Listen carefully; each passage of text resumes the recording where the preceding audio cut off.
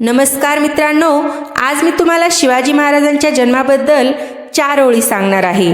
19 February 1630 रोजी पुण्याजवळील शिवनेरी किल्ल्यावर एक तेजस्वी पुत्र जन्माला आला। त्याचे नाव ठेवले शिवाजी भोसले। तो मराठा घराण्यात जन्माला आला। वडील होते शहाजी भोसले आणि आई जिजाबाई। जिजाबाईंनी देवी शिवाईची भक्ती होती, त्यामुळे त्यांनी आपल्या पुत्राचे नाव देवीच्या नावानुसारच शिवाजी ठेवले।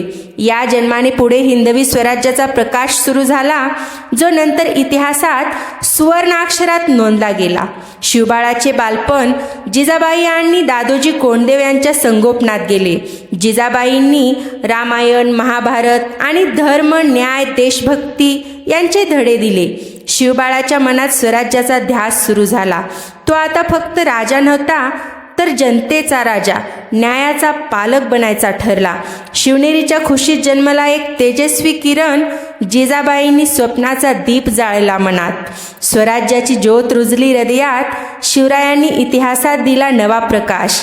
लहानपणापासूनच शिवाजी महाराजांनी तलवारी, धनुर्विद्या, घोडेस्वारी आणि रणनीती याचा अभ्यास सुरू केला।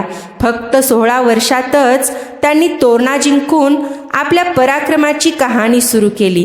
ते फक्त युद्ध नव्हते, संघटित स्वराज्याची पहिली पायरी होती। धैर्याच्या पावलांनी वाडे उभे केले, स्वातंत्र्याचे बीज मनात रुजले। शिवरायांनी स्वराज्य उभं केलं, इतिहासाच्या पानावरच नव्हे तर मनाच्या पोटातही दीप जळवला। शिवाजी महाराजांचा जन्म स्वातंत्र्याच्या ज्वालेचा प्रारंभ होता। त्यांनी हिंदवी स्वराज्य यांनी लोकांसाठी न्याय, स्वाभिमान आणि स्वावलंबन यांचे मूल्य पुढे ठेवले।